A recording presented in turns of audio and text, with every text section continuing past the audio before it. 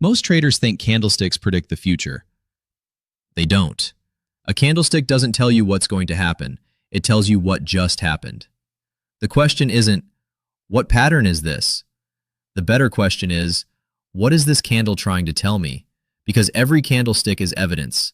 Evidence of buyers, evidence of sellers, evidence of an auction that already took place. If you can learn to read that evidence, you stop guessing and start reading the market.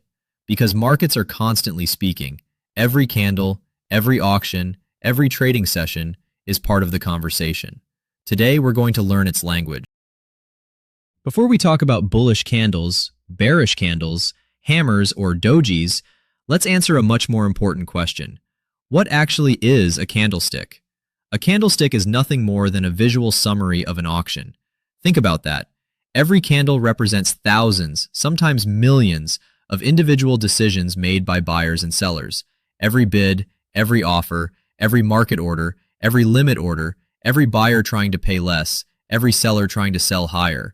All of that activity compressed into one simple picture, one candle. That's why candlesticks are so powerful. They remove the noise and leave behind the evidence. Not opinions, not predictions, evidence. Every auction asks the same question. Where was price accepted? Where was price rejected? Every candle helps answer that question. And every candle records only 4 pieces of information: the open, the high, the low, and the close. Those 4 prices tell the story of everything that happened during that auction. Whether you're looking at a 1-minute chart or a weekly chart, the story is the same. Only the time frame changes. Let's break it apart. The open is simply where this auction began, nothing more. It doesn't tell us who was winning, it doesn't tell us where price is going, it simply marks the first agreement between buyers and sellers. Think of it as the starting line. The close is much more interesting. The close tells us where the market finished the auction. Who controlled the final moments? Did buyers finish strong? Did sellers regain control? Or did neither side really gain an advantage? Professional traders pay close attention to where candles close, not because the close predicts the future, but because it reveals who had control when the auction ended. That's evidence, not prediction. Now let's connect the open and the close. That rectangle between them is called the body. Forget the name. Instead, ask yourself one simple question. Who controlled most of this auction? If buyers pushed price higher and kept control until the close, you get a large bullish body. That tells us buyers controlled most of this auction. Notice what I'm not saying.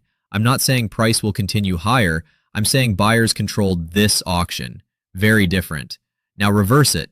A large bearish body tells us sellers controlled most of the auction. Again, that's evidence, not prediction. Large bodies usually mean one side dominated. Small bodies usually tell a different story. Neither side gained much control. The market remained balanced. Already we've learned something important. Candles don't predict, they document. Now let's look at the shadows, the wicks. This is where the story becomes even more interesting. Every wick tells us about prices the market explored, but ultimately rejected. Let's start with the upper wick. Imagine buyers become aggressive. They push price higher. Everything looks bullish. Then something changes. Sellers become aggressive. Buyers lose control. Price falls before the candle closes. That upper wick tells us something incredibly valuable. The market auctioned higher, searching for new value, but found no acceptance. Those higher prices were rejected. That's not magic, that's auction theory. The market explored, didn't find agreement, and returned. Now the lower wick. Sellers push price lower. The market looks weak. Then buyers step in. Demand appears. Sellers lose control. Price rallies back before the candle closes. The market explored lower prices, but rejected them. Again, that's not prediction, it's evidence. Whenever you see a long wick, don't ask, is this a hammer? Ask, which prices were rejected? That's a far more useful question. Every trader sees something different on a chart. Tell me in the comments, what's the hardest part of reading candlesticks for you? I read every comment and your questions often become future videos. Let's talk about momentum. Large bullish candles. Large bearish candles. Most traders simply call them strong candles. But why are they strong? Because one side controlled nearly the entire auction. Very little rejection, very little hesitation. Price moved and stayed there. Large bodies often represent initiative activity, initiative buyers, initiative sellers. One side overwhelmed the other. That's valuable information. Now let's flip it. Small bodies, tiny candles. These represent conversations, negotiations. The market is searching for agreement. Neither side has taken control. The auction remains balanced. Acceptance is forming.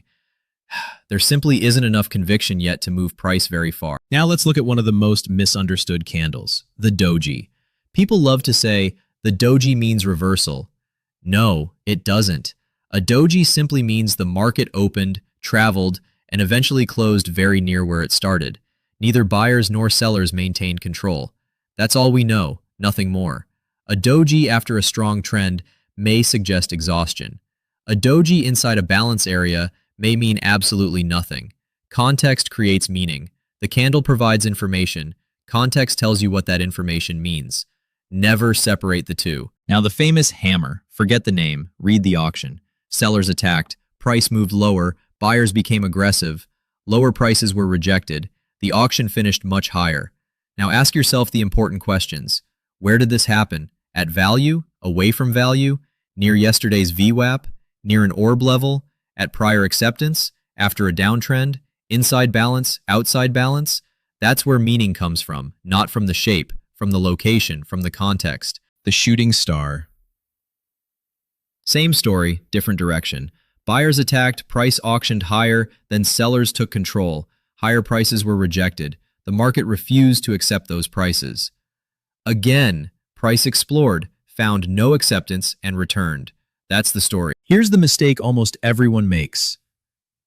They memorize shapes. Hammer, Doji, Engulfing, Morning Star, Evening Star, hundreds of names. Then they stop thinking. Professional traders don't memorize shapes. They read evidence. Who gained control? Who lost control? Where was price accepted? Where was price rejected? Did value migrate? Was this initiative buying or responsive buying?